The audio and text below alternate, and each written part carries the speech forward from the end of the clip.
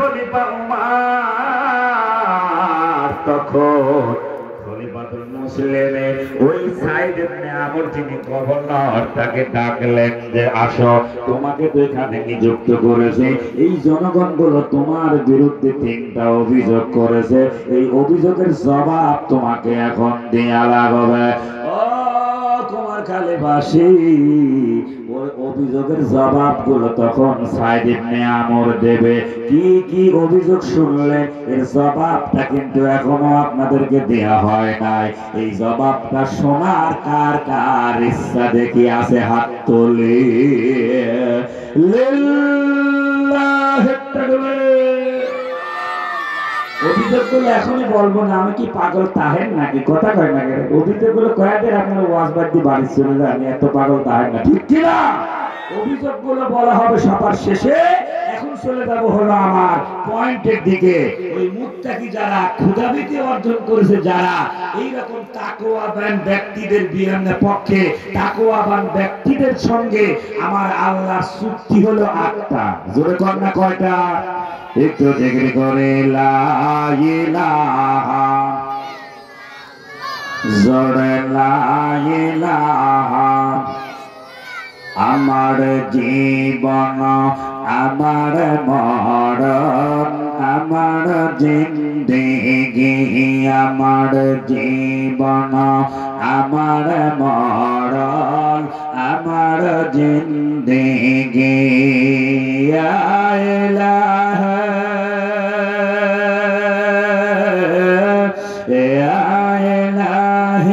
কবুল কর আমার বন্দেগি আমার জীবন আমার মরণ আমার জিন্দেগি লা ইলাহা বন্ধুগণ আমার লক্ষ্য করুন সময় যেহেতু কম খুব দ্রুত সময় চলে যান এই জন্য আমার মাথার উপর একটা চাপ রয়েছে নতুন মাদ্রাসা যেহেতু হয়েছে আমার ভাইরা এখানে তালিবে ইলম ছাত্ররা তারা সুন্দরভাবে পড়াশোনা করতেছে সেটা আমি আপনাদেরকে আরেকটু পরে জানাবো তাহলে আমার ভাইরা আমার টপিকসটির দিকে আপনাদেরকে এখন নিয়ে যাই এই তাকওয়াবান যারা ক্ষুধাভীতি অর্জন করেছে যারা তাদের সাথে আমার আল্লাহ তাআলার 8টা চুক্তি রয়েছে 1 নম্বর চুক্তি কি সেটা মহান আল্লাহ কোরআনুল কারীমের ভিতরে বলে ওয়া তা'আদ্দু ওয়া তাত্তাকু লা ইয়াদুররুকুম লাকাইদুহুম শাইআ জোরে জোরে কন্না আল্লাহু আকবার চুক্তি আল্লাহর আমার তাকওয়াবান ব্যক্তিদের সাথে আল্লাহর তাকওয়াবান বান্দাদের সাথে বান্দীদের সাথে আমার আল্লাহর 8টা চুক্তির ভিতরে 1 নম্বর চুক্তি হলো মুমিনগণ যারা আল্লাহ তাআলাকে ভয় করে এবং ধৈর্য ধারণ করে কাফের মুশরিক বেঈমান তোমাদের শত্রু যারা আছে তাদের এমনি থেকে আমার আল্লাহ তাআলা তাদেরকে বিপদ থেকে রক্ষা করবে সুবহানাল্লাহ তার মানে হলো আল্লাহ তাআলাকে যদি কেউ ভয় করে চলে দুনিয়ার সমস্ত বিপদ আপদ থেকে রক্ষার দায়িত্ব আমার আল্লাহ তাআলা নিজে নিয়ে নেবেন সুবহানাল্লাহ কি বলা যায় তাহলে আমার ভাইরা আপনি যদি আল্লাহর হয়ে যান আল্লাহ কিন্তু আপনার হয়ে যাবে জোরে বলেন ঠিক না ঠিক আপনি আল্লাহর পথে 1 পা আগাবেন আল্লাহর রহমত আপনার দিকে 3 পা আগাবে আপনি আল্লাহর দিকে হেঁটে হেঁটে যাবেন আল্লাহর রহমত আপনার দিকে দৌড়ায়া দৌড়ায়া যাবে একটু খেয়াল করেন তো তাহলে আল্লাহ যদি ভয় আপনি করেন ঈমানদার হতে পারে মুমিন হতে পারে আল্লাহ আপনার বিপদ থেকে রক্ষা কেমন করে করবে খেয়াল করুন আমার ভাইরা আল্লাহ নবীজি মদিনায় যায় সাথে ছিলেন আবু বকর সিদ্দিক বিন কুহাফা খুব মনোযোগ দিয়ে খেয়াল করবেন আমার ভাইরা যে গুহার ভিতরে আল্লাহর নবী এবং আবু বকর আমার ভাইরা আশ্রয় নিয়েছিলেন নবীর কথা বলে কিন্তু শেষ করা যাবে না। ওমা আরসালনাকা ইল্লা রাহমাতাল লিল আলামিন, গোটা বিশ্ববাসীর জন্য তিনি রহমত। আমার আল্লাহ হলেন রব্বুল আলামিন, গোটা বিশ্বের জন্য তিনি রব। আর আমার নবী হলে গোটা বিশ্বের রহমত। বলেন না সুবহানাল্লাহ। কেমন রহমত খেয়াল করেন ও বন্ধু। নবী এবং আবু বকর যাচ্ছেন মদিনার দিকে, রওনা করেছে গো। মরুভূমির ভিতর দিয়ে যখন আল্লাহর নবী এবং আবু বকর যায়, এইবার আবু বকরকে দেখে আল্লাহর নবী বলে, আবু বকর পানি পিপাসা লেগে গেল, একটু কি পানি আবু বকর দেয়া যায় কিনা? কিন্তু আবু বকর বলেন, হে আল্লাহর নবী, এখানে কোথায় পানি পাবো? এখানে মরুভূমি, এখানে তো কোনো পানি পাওয়া যাবে না। আবু বকর যখন আস্তে আস্তে করে আগাইতে লাগলেন, সামনে হাঁটতে লাগলেন, কিছু দূর যাওয়ার পরে দেখতে পেলেন একটা কুড়ে ঘরের মতো ঘর, একটা ছাপরা ঘরের মতো ঘর। ওই ঘরের কাছে যে তিনি বললেন, আসসালামু আলাইকুম ইয়া আহলাল বাইত, আছেন কি কেউ গো এই ঘরের ভিতরে? আমাদের জন্য কি একটু পানির ব্যবস্থা করতে পারেন কিনা? ঘরের ভিতর থেকে মহিলা কণ্ঠে আওয়াজ আসতে লাগলো, এই বাড়িতে কোনো পুরুষ মানুষ নাই, এই বাড়িতে শুধু আমি একজন মহিলা ছাড়া কেউ নাই। আমার স্বামী গিয়েছে না ছাগল বকরি নিয়ে মরুভূমির ভিতরে দূরে, উনি সন্ধ্যা বেলায় আসবে, ওইখান থেকে আসার সময় এক বোতল পানি নিয়ে আসবে, এছাড়া আমার কোনো ঘরে পানি নাই। এইবার আবু বকর এসে নবীকে বলতে লাগলেন, হুজুর পানি তো পেলাম না, কি করব হে আল্লাহর নবী? এইবার নবীজি বললেন, আবু বকর রে, মনে হয় যেন ওই যে ঘরের কাছে একটা বকরি ছাগল শোয়া রয়েছে, তুমি যাও, পানি নাই তাতে কি হয়েছে? ওই মহিলাকে বলো এই বকরি ছাগলের দুগ্ধ দহন করে আমরা দুইজন খাবো, এইবার পানি তৃষ্ণা নিবারণ হয়ে যাবে। সুবহানাল্লাহ কি বলা যায়? বলেন না সুবহানাল্লাহ। ও তোমার খালিবাসী, আমি চলে যাচ্ছি সেই গুহার ভিতরে, কিন্তু নবীজি যাওয়ার আগে আমি আপনাদেরকে একটা ঘটনা শোনাচ্ছি। এবার গভীর মনোযোগ দিয়ে খেয়াল করো। আবু বকর তখন চলে গেল, আবার যে বলতেছেন,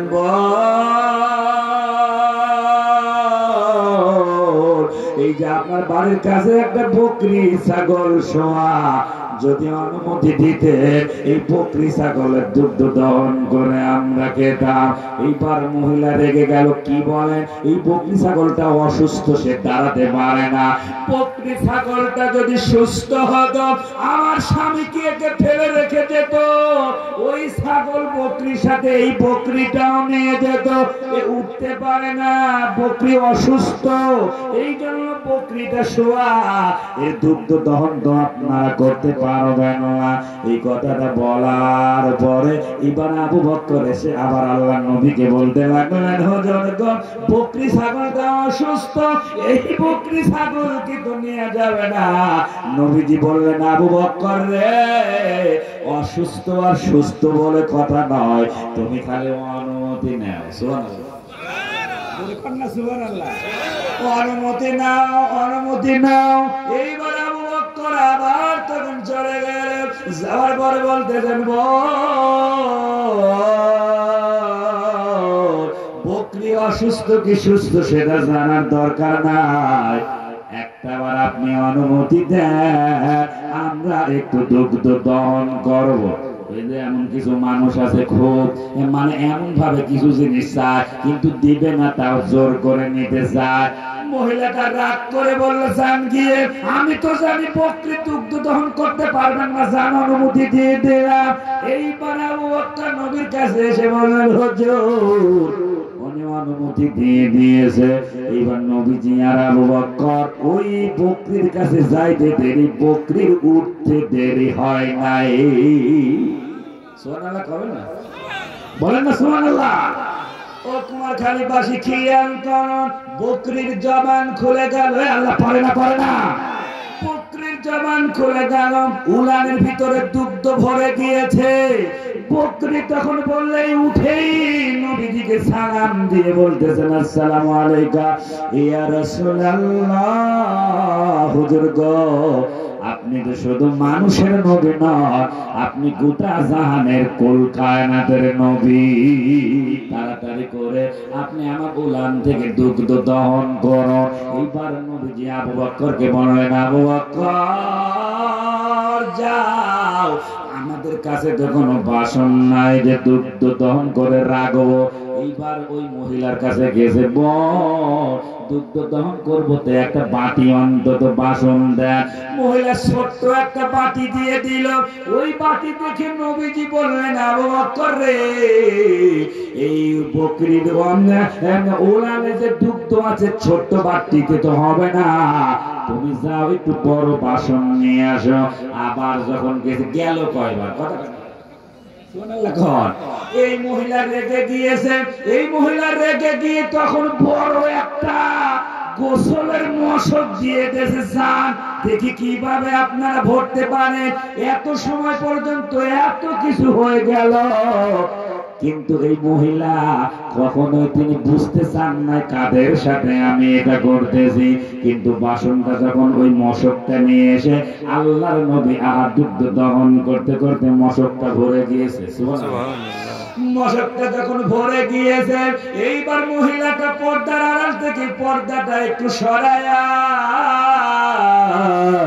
নবীর চেহারার দিকে যখন একটা নজর পড়েছে, গো এত সুন্দর যে মানুষ হতে পারে এটা কোনদিন তার কল্পনা হয় নাই। কুমার কালীবাসী আমরা ক্লাস 8 এ মাদ্রাসার বইতে পড়েছিলাম, Yusuf was the most beautiful man in the world. গোটা পৃথিবীর সুন্দর মানুষ ছিলেন ইউসুফ আলাইহিস সালাম, কিন্তু উনি ছিলেন সাদা ফর্সা, আর আমার নবীজি ছিলেন হলো লাল ফর্সা। ডিমান্ড বেশি লাল না সাদা? জোরে কোন? লালের কিন্তু ডিমান্ড বেশি। মিশরের মেয়েরা ইউসুফ আলাইহিস সালামকে দেখে আঙ্গুলি কেটে ফেলেছিল। আম্মা জান আয়েশা সিদ্দিকা বলেছিলেন, ও মিশরের মেয়েরা, তোমরা যদি আমার নবীকে দেখতে কলিজাটাও বের করলে টের পাইতে না। সুবহানাল্লাহ। আমি আপনাদেরকে যে ঘটনার দিকে নিচ্ছিলাম যাওয়ার পথে আমি আপনাদেরকে এটা বললাম এ কারণে, এইবার দুগ্ধ দহন হয়ে গেল। মহিলাটা তখন কাঁদতে লাগলো, আহা এত সুন্দর মানুষ হতে পারে। এইবার নবীজি তখন আবু বকরকে বলতে লাগলেন, আবু বকর আপনি আগে খান। কিন্তু আবু বকর বলে, না ইয়া রাসূলুল্লাহ আপনি আগে খান। এই দৃশ্যটা মহিলাটা ভিতর থেকে দেখতেছিলেন, কি সুন্দরতা। নিজে আগে না খেয়ে অন্যকে সারতেছিল, অন্যকে খাওয়ার জন্য বলতেছিল। গো আহা, দুইজনের ভিতরে নবীজি আগে খেলেন, আবু বকর পরে খেলে, কিন্তু দুইজন খাওয়ার পরেও মশকের ভিতরে যতটুকু দুধ আগে ছিল খাওয়ার পরেও ততটুকু দুধ হয়ে গেল। সুবহানাল্লাহ। এইবার নবীজি বললেন, আবু বকর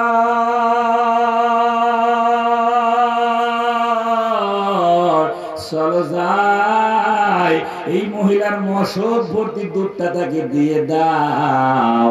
আহা, নবীজি তখন বলার পরে আবু বকর তখন বললেন, বোন এই দুধটুকু আপনি নিয়ে নেন মশক ভর্তি।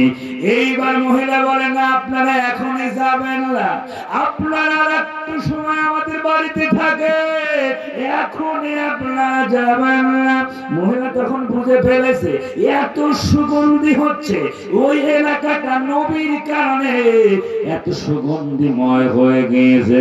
কিন্তু নবীজি বললেন, না আবু বকর বেলাটা একটু ঘুরে গিয়েছে, চলো এখন আমাদের যে স্টেশন সেখানে আমরা যাব, চলো। এইবার আমি আপনাদেরকে বুঝাইতে চাইলাম, আল্লাহর নবী আবু বকর তখন তারা রওনা দিলেন মদিনার দিকে। গো কিন্তু ওই মহিলার স্বামী চলে এসেছে সন্ধ্যাবেলায়। আসার পরে তিনি বলে, স্ত্রীর এত সুগন্ধিত কোনোদিন আমি পাই নাই, কে এসেছিল রে বলো। এইবার স্ত্রী তখন কাঁদতে কাঁদতে বলতে লাগলেন, স্বামী গো কি ভুল করে ফেলেছি, মন কি করেছ রে স্ত্রী বলো।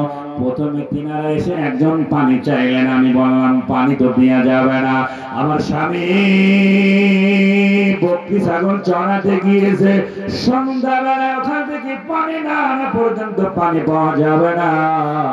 এই কথাটা বলার পরে আর একবার এসে বললেন পানি নাই, তাতে কি হয়েছে? আপনার বাড়ির সামনে যে বকরিটা পড়ে আছে, শুয়ে আছে, ওই বকরির দুগ্ধ দহন করে আমরা খেতে চাই, অনুমতি দেয়। আমি তো বললাম না, অসুস্থ বকরি দুধ দিতে পারবে না। তারা বললো অসুস্থতাতে কি হয়েছে, শুধু অনুমতি দেয়, এ পর্যন্ত আমি তাদের কিছু করি নাই, দেখি নাই। কিন্তু দুগ্ধ দহন করার সময় একটা বাটি চাইলো, ছোট্ট একটা বাসন দিয়েছিলাম, ওই বাসনটা তখন ফেরত দিয়ে বলে ছোটটাতে হবে না। আমি রাগ করে গোসলের একটা মশক দিয়ে দিয়েছি। স্বামী গো, আপনি দেখেন এই যে গোসল করা মশক ভরা দুগ্ধ রেখে ওনারা দুইজন চলে গিয়েছে। এইবার তখন তার স্বামীর নাম হলো আবু মাবাদ, স্ত্রীর নাম হলো উম্মে মাবাদ। স্বামী বলতেছেন স্ত্রী রে, তাড়াতাড়ি করে তুমি সবকিছু গুছিয়ে নাও, সকাল হলে আমরা এখান থেকে রওনা করব। কেন আমরা এখানে আসি তুমি জানো না? উনি আর কেউ নয়, উনি হলে আব্দুল্লাহর তিন পুত্র মুহাম্মাদুর রাসূলুল্লাহ। জোরে জোরে কন্যা সুবহানাল্লাহ, লা ইলাহা ইল্লাল্লাহ, জোরে লা ইলাহা ইল্লাল্লাহ, লা ইলাহা ইল্লাল্লাহ।